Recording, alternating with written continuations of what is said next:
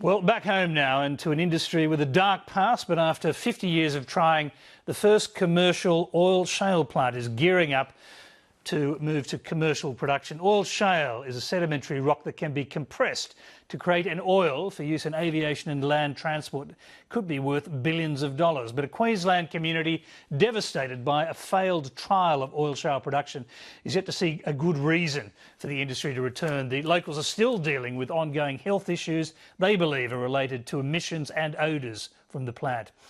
Environment reporter Sarah Clark reports. There was a shop there, little corner shop just here, all gone. What was once a thriving farming community is now a ghost town. Most of the houses in Targinie have been demolished, the local shops gone, and the 400 or so residents that used to live 20 kilometres north of Gladstone have left. It was a primary producing community with your small crops. Now there's no one producing at all. Mal Watkins is the last man standing. He refused to leave after the Queensland Government forced the community to sell to create what they called an industrial buffer zone. The problem was the Stewart oil shale plant over the hill, which released chemical fumes and foul odours, which blanketed residents nearby. Oh, it was terrible. The odours here were that bad you could get it in your throat, in the back of your throat, in your nose, mouth ulcers, yeah. How far away is the plant from here? As a crow flies, it'll be about 5-6 kilometres at the most. And this community obviously felt it most? Yes, yes.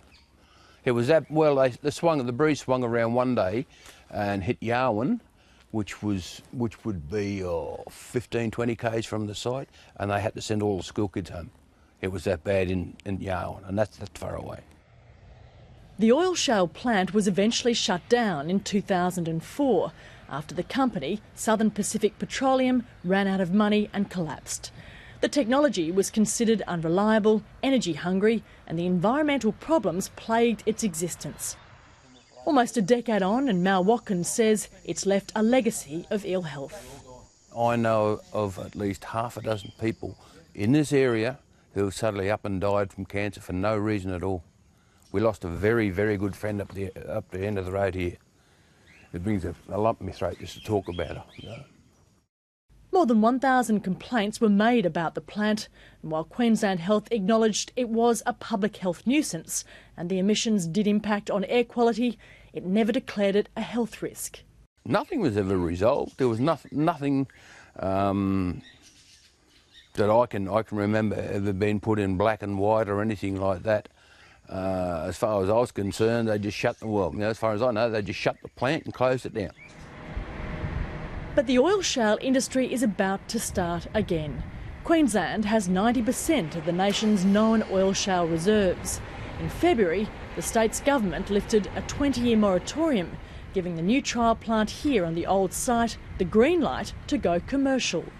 We obviously want to get to a commercial project, but we've got to work out what that's going to look like and how we're going to get there. Chris Anderson is the operations manager. He's well aware of the past and is keen to spell out the differences.